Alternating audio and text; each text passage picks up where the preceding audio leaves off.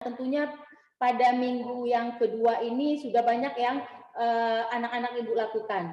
Nah, mungkin sedikit Ibu bertanya sampai tahap siapa yang bisa menjelaskan sampai tahap apa kegiatannya gitu. Sambil kita menunggu ya, menunggu yang lain masuk. Ada yang bisa menjelaskan dari salah satu sekolah itu sudah sampai tahap mana dilaksanakan untuk budidaya TB Fact ini? Ada yang bisa menceritakan?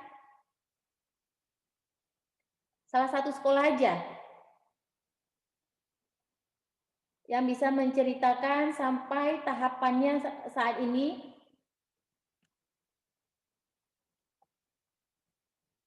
Ada? Ini SMK Negeri 3 mana?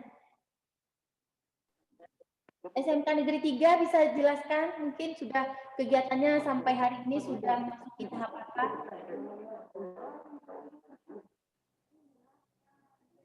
Ada? Boleh dibuka moodnya yang mau menjelaskan sedikit kegiatannya?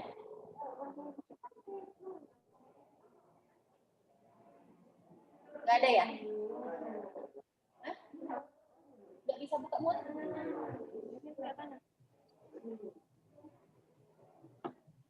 Tanya apa? Oke, SMK 1 mau menjelaskan?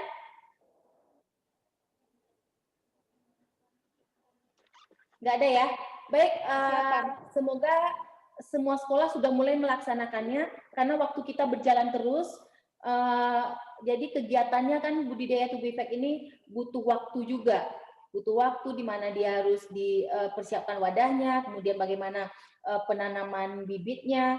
Nah, untuk itu tentu kegiatannya sudah harus berjalan.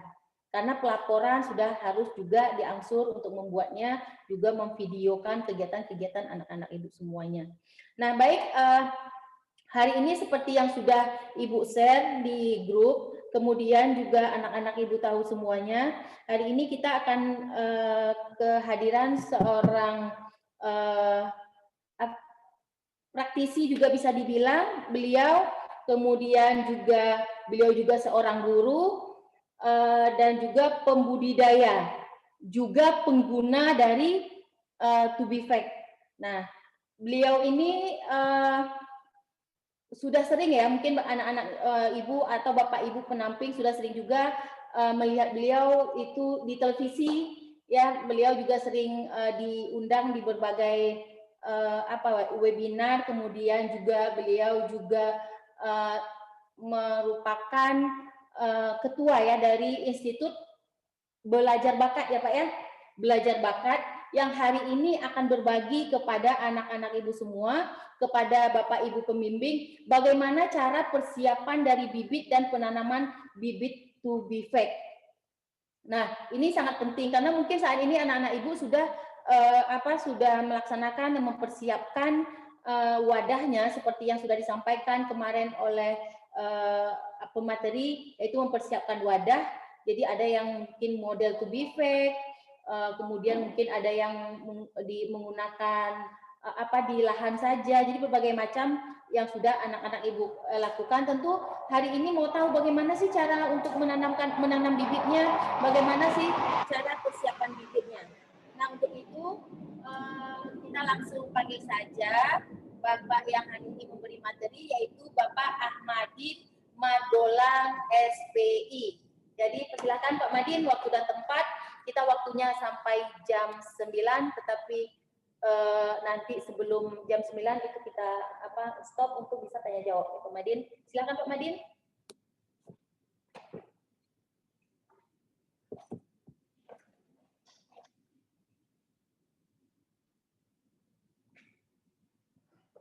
Oke, Bu Rika, terima kasih. Assalamualaikum warahmatullahi wabarakatuh. Waalaikumsalam warahmatullahi wabarakatuh. Selamat pagi, semangat pagi. Salam kreatif. Pagi Pak. Pagi Pak. Salam kreatif ya. Jadi orang kreatif itu hebat. Pak. Orang kreatif itu luar biasa. Ya. Jadi kreatif itu menyenangkan. Oke, kenapa kita kreatif? Karena kita semangat. Ya, semua semangat ya. teman-teman nih? Semangat, Pak. Teman pembimbing, adik-adik SMK Pertanian. Jadi yang ikut camp kreatif ini adalah orang-orang hebat nih. Orang-orang yang kreatif, ya, semangat, ya. Orang semangat itu karena dia punya tujuan, ya. Tujuan ingin mendapatkan sesuatu, ya. Jadi harus Bapak Ibu pembimbing harus mengantarkan, ya, anak-anaknya ini supaya berhasil, ya, supaya mereka mendapatkan hasil dan terus semangat. Oke. Baik.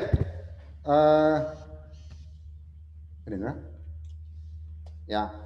Jadi pada pagi ini saya akan diminta untuk menyampaikan materi tentang penanaman bibit, ya, dan persiapan bibit dari cacing sutra. Nah, sebelumnya saya memperkenalkan diri dulu. Jadi nama saya Ahmadin Margolang. Jadi saya memiliki kegiatan di samping mengajar, ada kegiatan di IBB namanya, Institut Belajar Bakat. Bisa ditampilkan Pak Indro slide-nya? Ditampilkan. Jadi kegiatan di IBB itu adalah kegiatan pendidikan, pelatihan, dan extension, ya. Jadi banyak dari mahasiswa, kemudian siswa, ya, kemudian dari perusahaan yang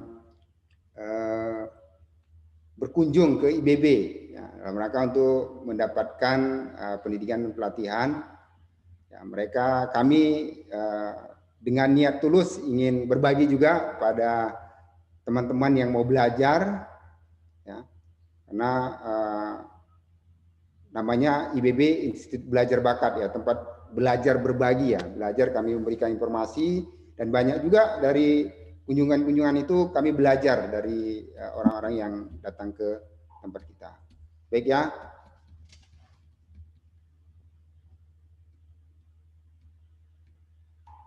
Udah siap ya untuk mendapatkan materinya?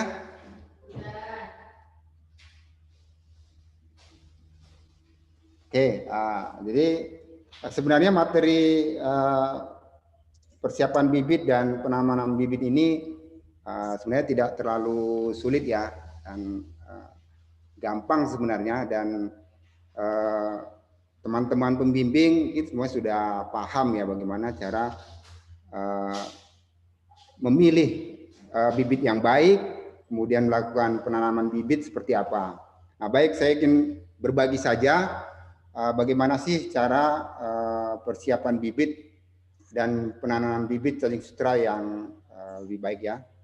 Baik. Nah, sebelum melakukan kegiatan persiapan bibit dan penanaman bibit, ada hal yang perlu dipahami, ya. Yang pertama adalah habitat, kemudian reproduksi, daur hidupnya, panjang tubuhnya, dan pada tebar. Nah, ini kita ulas satu persatu, ya. Nah, habitat. Jadi cacing sutra itu hidup di perairan tawar yang airnya jernih dan sedikit mengalir. Jadi harus jernih airnya. Ya. Kemudian dasar perairannya berlumpur dan mengandung bahan organik. Kemudian distribusi pada daerah permukaan substrat pada kedalaman tertentu. Nah, Bapak, saya akan menjelaskan ini stadia to be fact-nya ada 3. Ya, yang pertama juana, itu kedalamannya di perairan umum itu 0 sampai 2 cm. Kemudian ada yang namanya stadia muda, itu kedalamannya antara 0 sampai 4, kemudian dewasa 2 sampai 4. Nah, ini akan berpengaruh nanti pada saat kita melakukan penebaran bibit cacing sutranya, ya. Oke. Nah, kemudian daur hidupnya.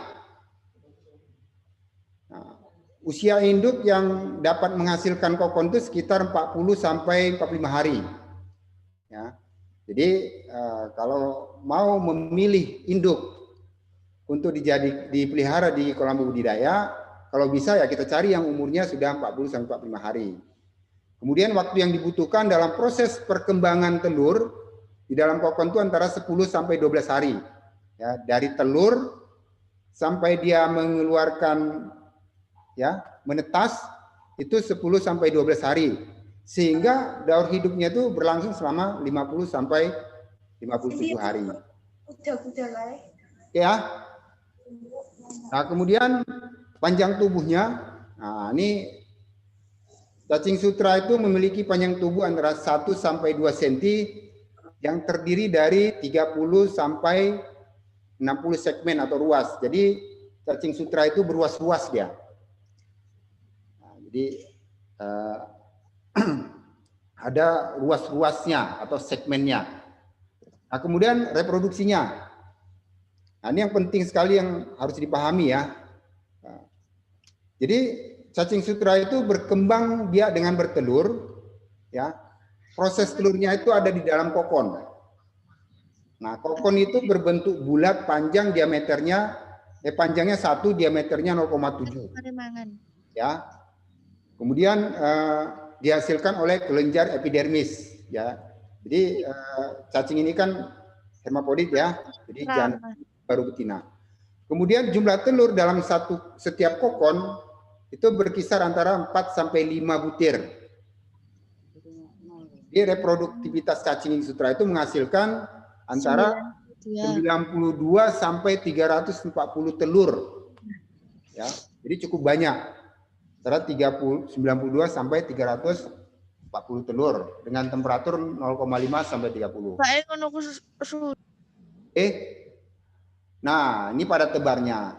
Jadi padat tebar itu adalah jumlah cacing sutra yang dapat ditebar per satuan luas, ya, atau volume wadah pemeliharaan. Nah, pada cacing sutra yang dibudidayakan, kita sebenarnya yang dibutuhkan sekali adalah perkembangbiakannya. Ya, jadi cacing yang kita budidayakan itu kita harapkan dia menjadi banyak. Oke ya. Nah, berapa padat tebarnya? Yaitu antara 125 sampai 500 ml per meter persegi atau 1 sampai 2 gelas per meter. Nah, itu padat tebarnya. Nah, sebenarnya padat tebar ini kan tergantung dari yang namanya daya dukung, ya, daya dukung dari media dan wadah. Nah, padat tebar itu bisa disesuaikan dengan kondisi ya yang adik-adik punya. Jadi tidak harus terpatok pada 250 sampai 500. Nah, sebenarnya semakin banyak cacing yang kita tebar, semakin cepat nanti perkembangannya, semakin cepat juga kita melakukan pemanenan. Nah, seperti itu. Oke, kita lanjut. Nah, ini ke ciri-ciri bibit cacing sutra. Nah, apa sih ciri-cirinya? Ya. Yang pertama kita lihat dulu secara mikroskopik. Jadi secara mikroskopik ciri khasnya sangat mudah. Ya, secara morfologi tubuh bibit adalah tubuhnya berwarna merah kecoklatan karena banyak mengandung hemoglobin. Nah, tadi sudah disampaikan bahwa dia terdiri dari 30 sampai 60 segmen. Kalau di mikroskop akan nampak itu. Ya, segmen-segmennya. Nah, kemudian secara visual, secara kasat mata kita lihat indukan cacing sutra itu yang dewasa kalau didiamkan dalam air yang mengalir seperti terbelah dua atau bercabang dua. Ya. Berarti kalau kita lihat seperti cacing sutra itu sudah dewasa atau memiliki kokon. Nah, sebenarnya yang kita harapkan untuk penebaran bibit ini adalah cacing yang sudah memiliki kokon. Ya. Oke. Kemudian bentuk tubuhnya agak panjang dan silindris, mempunyai dinding yang tebal, terdiri dari 2 lapis otot yang membujur dan melingkar sepanjang tubuhnya. Nah, itu bentuk tubuhnya. Nah, ini yang harus dipahami sekali. Bagaimana ciri-ciri cacing sutra yang berkualitas? Nah, tentu indukan yang berkualitas akan mendapatkan hasil yang berkualitas juga. Cacing sutra yang berkualitas terlihat lebih halus. Kemudian warna tubuhnya lebih cerah. Gerakannya aktif. serta ikatan koloninya sesama individu cacing itu tersebut sangat kuat. Jadi dia selalu berkoloni dan saling berkaitan dan sangat kuat. Ya. Nah, cacing sutra yang kita ambil dari alam itu harus terbebas dari bakteri dan penyakit bawaan. Ya, jangan sampai nanti cacing sutra yang kita bawa dari alam itu ya dia membawa sumber-sumber penyakit. Kita tahu bahwa cacing sutra yang kita dapatkan dari alam itu berasal dari parit ya, parit atau selokan. Nah, kita tahu bahwa parit atau selokan itu banyak sekali mengandung bakteri, ya, banyak sekali mengandung penyakit. Nah, kalau itu terbawa ke media pemeliharaan kita, nanti akan menjadi cacing yang tidak baik atau cacing yang tidak sehat. Nah, bagaimana caranya nanti kita jelaskan di segmen berikutnya, yaitu karantina ya. Oke. Nah, dalam penanganan benih ada 2 cara yang harus kita lakukan. Yang pertama adalah dengan cara karantina, kemudian yang kedua adalah dengan cara penangkaran. Nah, bagaimana cara karantina? Nah, ini Bapak akan jelaskan bahwa tujuan karantina itu adalah untuk membersihkan cacing sutra dari lumpur dan bakteri yang terbawa saat dilakukan penangkapan di alam. Jadi kita harus tahu dulu sebenarnya tujuan karantina itu apa. Ya, tujuan karantina itu adalah untuk membersihkan cacing sutra dari lumpur dan bakteri yang terbawa saat dilakukan penangkapan di alam. Bagaimana caranya? Ya, caranya yaitu benih yang baru didapat dan akan dibudidayakan harus dikarantina terlebih dahulu dengan membersihkannya dari lumpur yang melekat, kemudian diletakkan di dalam nampan dengan kondisi air mengalir. Ya, biasa juga kalau kita ini ya, kalau kita mau memberi pakan ikan kan kita biasa karantina dulu ya, ditampung dulu di dalam bak itu ya, di bak penampungan. Nah itu adalah proses karantina sebenarnya. Kemudian didiamkan selama 8 sampai 12 jam sampai kotoran yang berada di bawah koloni cacing harus dibuang. Kemudian didiamkan selama 1 jam. Ya. Lalu proses karantina selesai, nah siap untuk ditebar ke wadah budidaya. Nah, seperti itu proses karantinanya. Ya. Nah, kemudian yang kedua ada lagi proses penangkaran. Tujuannya adalah untuk memperoleh bibit cacing sutra yang telah terbiasa hidup di lingkungan tempat habitat buatan. Nah, ini memang jarang dilakukan oleh oleh pembudidaya cacing sutra, tapi kalau ini dilakukan lebih baik. Ya, tujuannya apa? Biar supaya cacing yang kita tanamkan ke media budidaya ikan kita itu dia sudah terbiasa hidup di habitat buatan. Sehingga kemungkinan cacing stres ya, cacing mati itu bisa ditekan. Ya, karena persiapan kita tahu bahwa apalagi kemarin kalian sudah mengetahui persiapan wadah dan media budidaya itu rangkaiannya sangat panjang ya, dan membutuhkan waktu, membutuhkan biaya. Nah, kalau kita tidak melakukan penakaran, nah istilahnya penakaran ini adalah ini ya, aklimatisasi lah kalau ikan ya biasanya ya, selalu melakukan aklimatisasi gitu. Nah, penakaran ini lebih, kalau ikan tuh hampir sama dengan aklimatisasi. Oke, bagaimana caranya? Caranya dapat ditangkarkan di tempat-tempat yang terkontrol. Nah, misalnya ini contoh ya, misalnya kita bisa buat kubangan tanah, ya. Di dalam kubangan ini kita kondisikan habitat dibuat menyamai mirip habitat alami berlumpur. Kemudian kubangan itu diisi campuran pupuk kandang atau kotoran ayam, dedak halus setebal 1 cm. Ya, pupuk itu sebelumnya dilumatkan dan dicampurkan dedak halus terlebih dahulu ya. Kemudian selanjutnya diratakan dan diisi sama air. Nah, biarkan endapan ini sampai membentuk endapan, kemudian dimasukkan bibit cacing sutra yang diangkat dari perairan alam. Oke. Nah, biasanya cacing sutra akan menyesuaikan diri dengan lingkungan baru selama beberapa hari. Nah, yang terpenting yang harus diperhatikan selama dalam penakaran cacing sutra ini, jangan sampai kering ya.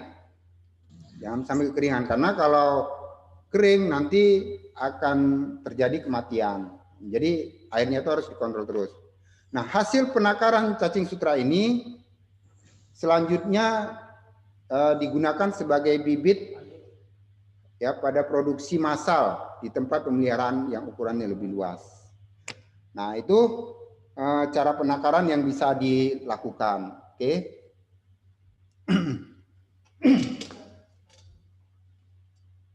Nah, kemudian sebelum kita melakukan penebaran bibit cacing sutra, ada beberapa hal yang perlu kita perhatikan.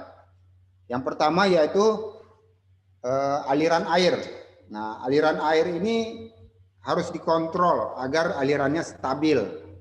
Nah, aliran tidak boleh menimbulkan erosi. Nah, biasanya 1 liter per menit ya, 1 liter per menit debit airnya. Nah, jadi sebelum melakukan penebaran bibit, jadi kita harus uji coba terlebih dahulu alirannya. Ya, kalau sistem apartemen, kita coba dulu lakukan pengairan, ya, mulai dari inletnya, outletnya, ya, kemudian bak penampungan ininya ya, bak penampungan airnya yang dilakukan untuk resirkulasi. Nah, kalau semuanya sudah aman, ya, kalau semuanya tidak tersumbat dan airnya tidak menimbulkan erosi, nah berarti sudah oke, sudah bisa untuk dilakukan penebaran. Nah, kemudian yang kedua, konsentrasi amonia. Ya, jadi amonia itu adalah gas beracun. Ini biasanya dihasilkan dari proses pembusukan bahan organik, ya, terutama dari kotoran ayam. Nah, konsentrasi NH3 ini dalam air yang terlalu tinggi akan mengakibatkan kematian. Nah, jadi harus dipastikan betul kalau ingin melakukan penebaran bibit cacing sutra, medianya harus tidak berbau, ya. Jadi tidak berbau lagi. Kenapa? Karena bau itu sama dengan menimbulkan amonia. Ya. Jadi biasanya persiapan media itu selama 6-7 hari atau sampai tidak berbau.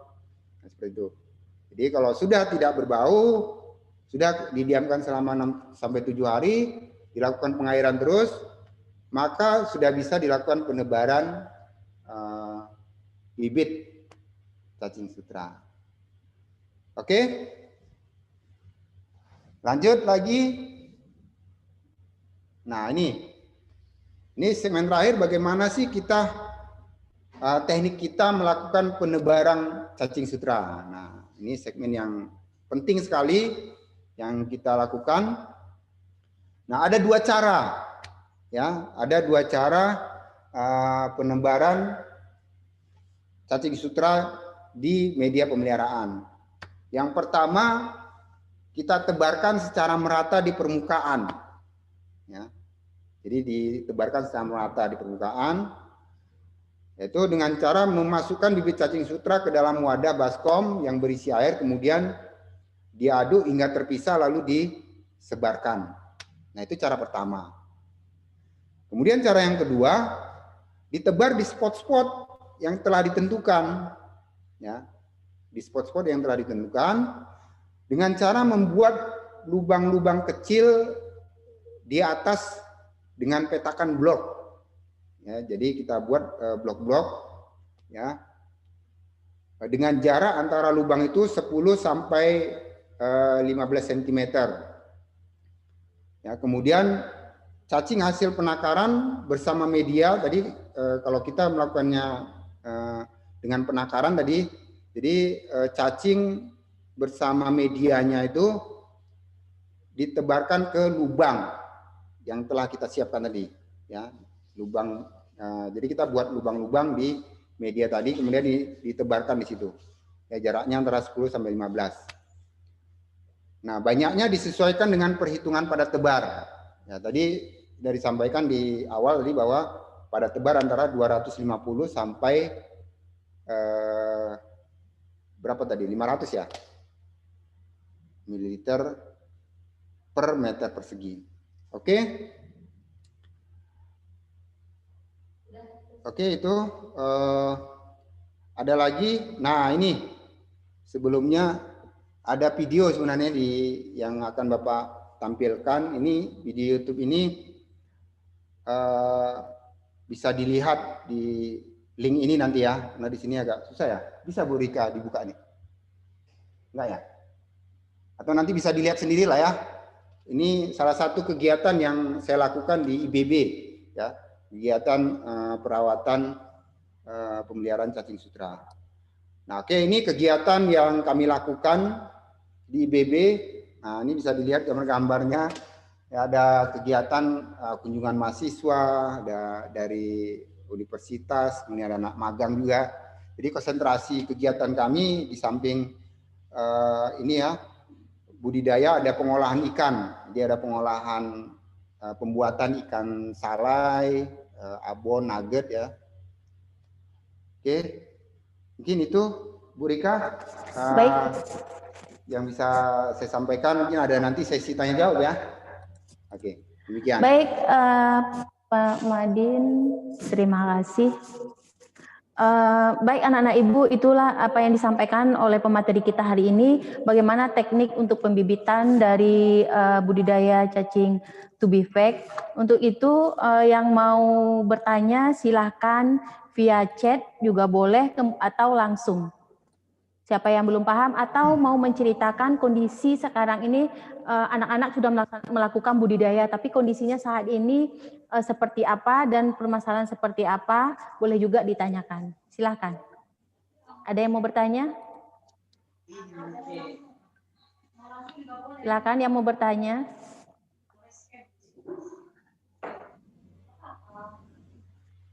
Silakan, ada yang mau bertanya atau di chat juga bisa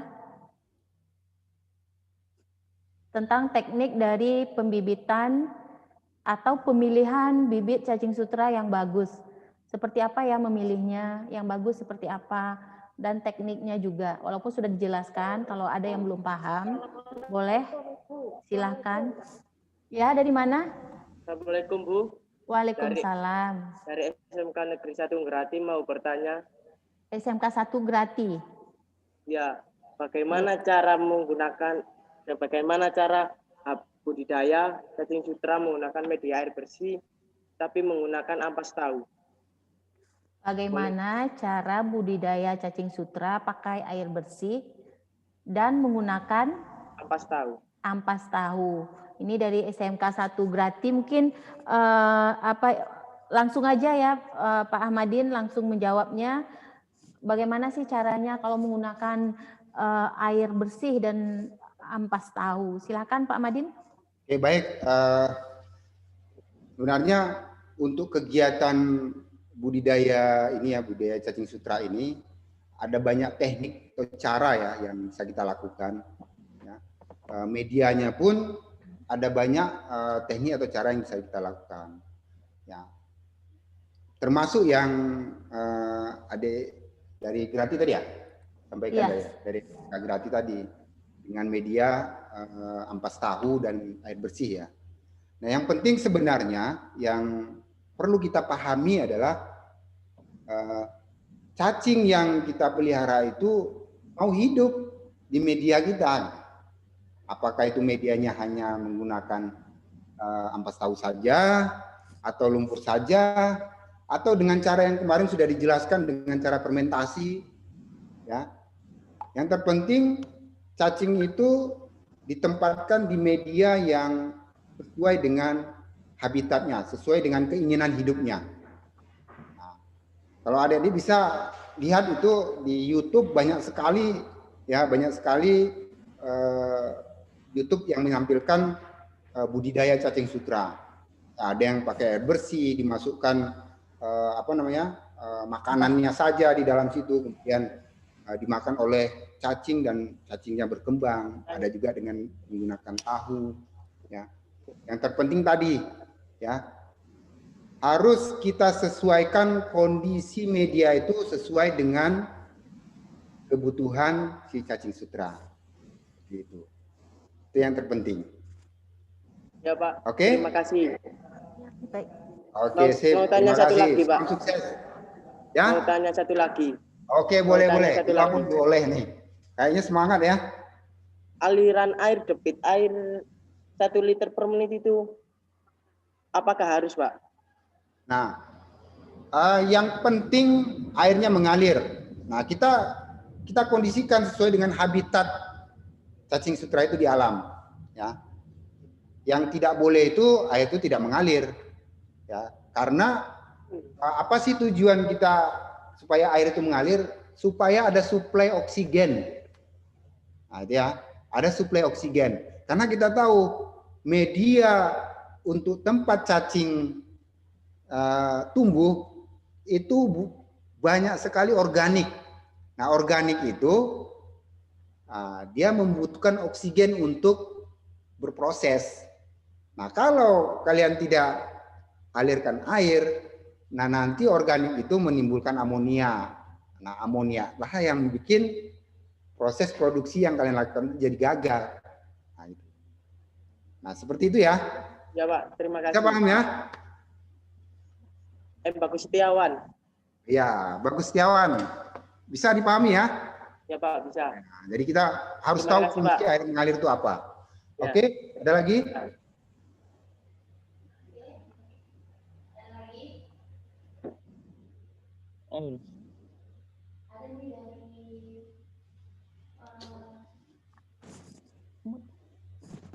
Ada lagi dari Indra. Dari Indra Febriono dari SMK 1 Jambi. Iya. Nah. Wah, ini teman saya nih. Udah sering Halo, jumpa. Pak Indra. Temennya ya. Nah, ini dia pertanyaannya. Assalamualaikum Bu, kami SMKN 1 Jambi. Dari masukan benih sampai pemanenan berapa lama waktu yang dibutuhkan sesuai dengan komposisi pupuk yang disampaikan? Terima kasih. Waktu pemanenan yang ditanya. Waktu pemanenan ya. Nah, waktu pemanenan yang ditanya. Terima kasih Pak Indra. Nah, semoga sehat ya Pak Indra ya. Nah, kita lihat di slide tadi ya. Oke. Nah, ini dia. Jadi kalau kita bisa memasukkan bibit to be pack itu, nah kita selektif dia umur 40 sampai 45 hari, ya. Tapi itu kan sangat tidak mungkin ya, karena kita ngambilnya dari alam atau dari akuarium ya, tempat penjualan cacing sutra. Nah, biasanya umurnya itu agak beragam. Ya. Nah, kalau dia umurnya 40 sampai 45 hari, itu masa panen kita bisa sekitar 2 minggu. Karena dia akan menetas 10 sampai 12 hari. Jadi 2 minggu bisa kita panen. Ya. Tapi kalau tidak, ya prosesnya akan panjang. Apalagi kalau kita tidak melakukan penebaran bibit. Nah, kita mengandalkan dari lumpur ya, dari alam, dan dia tumbuh sendiri. Nah, itu prosesnya itu bisa sampai 2 bulan ya, 50 sampai 57 hari. Nah, jadi tergantung usia induk cacing to be pack yang kita tebarkan di media pemeliharaan. Nah, kemudian kalau yang kita tebarkan banyak, tentu perkembangannya semakin banyak dan semakin cepat panen. Nah, seperti itu. Tapi kalau yang kita tebarkan itu sedikit, tidak sesuai dengan pada tebar, nanti proses pemanenan juga berlangsung lebih lama.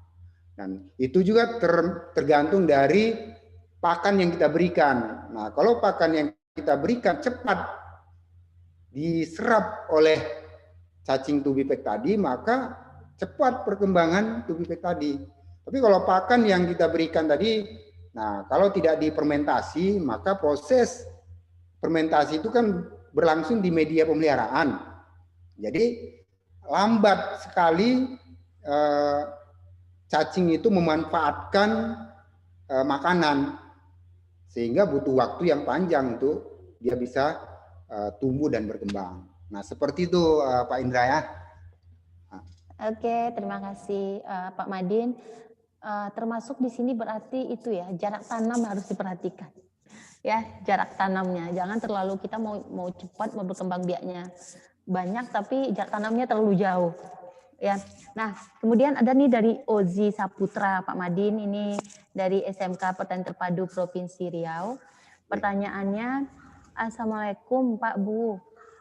Saya mau bertanya, kenapa air di apartemen cacing kami selalu keruh, padahal debit airnya tidak terlalu kencang.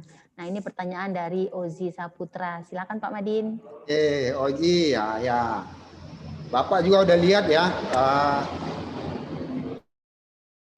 apartemen yang kalian lakukan ya, yang kalian budidayakan. Nah, kenapa keruh? Ya, salah satunya mungkin karena lumpurnya itu belum terfermentasi dengan baik. Ya. Nah, kemudian debit airnya itu tadi membawa lumpur ke bak penampungan, sehingga lumpur itu ya terus berputar-putar gitu, ya terus berputar-putar ke media pemeliharaan, sehingga ya kondisinya berlumpur gitu. Nah, solusinya sebenarnya bisa Oji lakukan dengan mengendapkan terlebih dahulu. Ya, jadi hentikan dulu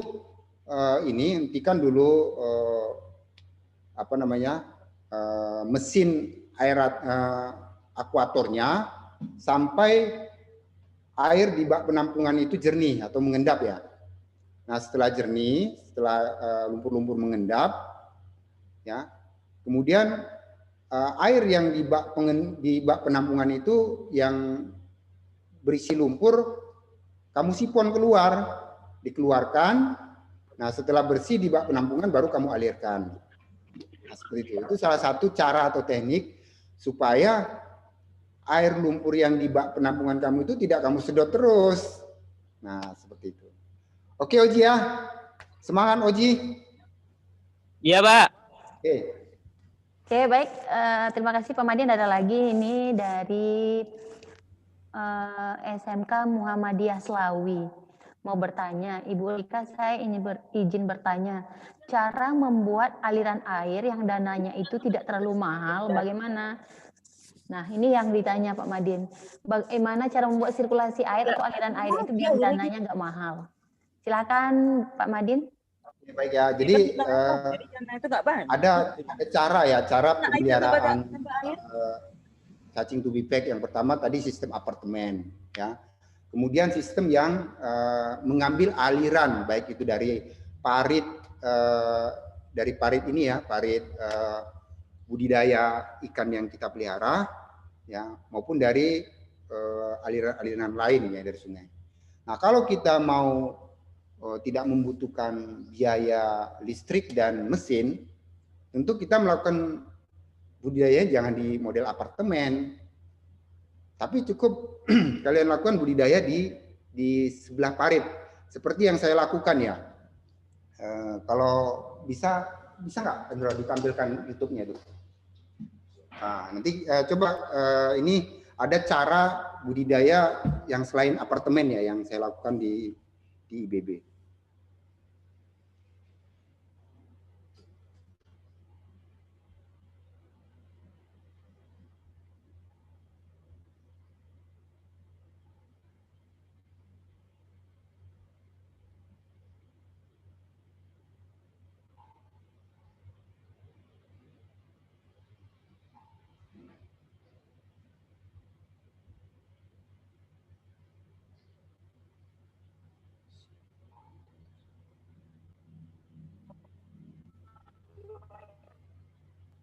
Oke. Proses fermentasi. Oke, nah ini proses ini ya, proses fermentasi.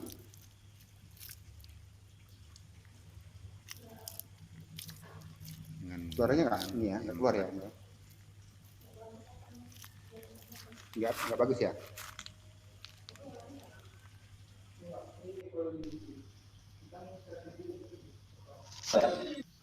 Ini nampak ya di apa tayangan videonya. Nah ini wadahnya. Nah ini lumpur, pengambilan lumpur di parit ya.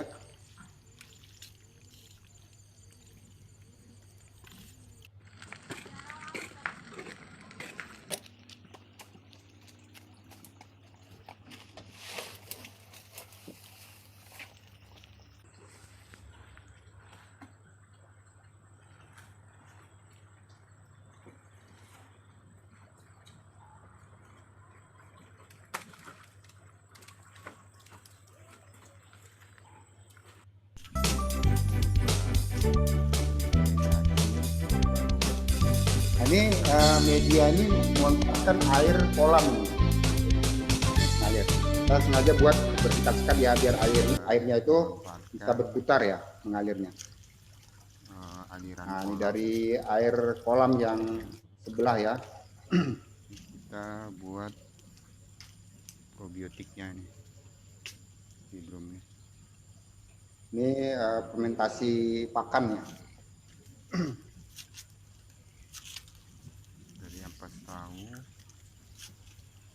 Nah, dengan ini lebih hemat ya, hemat penggunaan tidak memerlukan mesin ya, karena kita memanfaatkan air kolam yang mengalir. Kita lihat perkembangannya.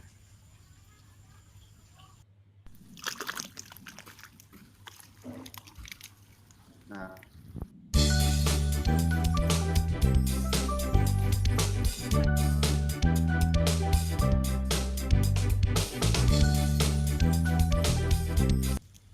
ini hasil ya, hasil budidaya yang kami lakukan. Nah, ini memanfaatkan parit, kita sekat, jadi kita alirkan ke sebelah, kemudian di ujung nanti kita keluarkan lagi. Nah, seperti itu.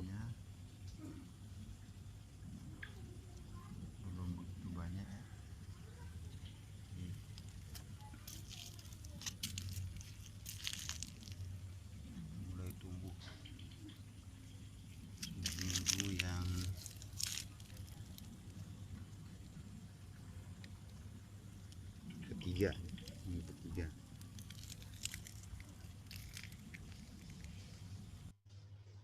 Oke, Andro, udah stop nih Andro. Udah selesai nih? Cancel. Dimatikan.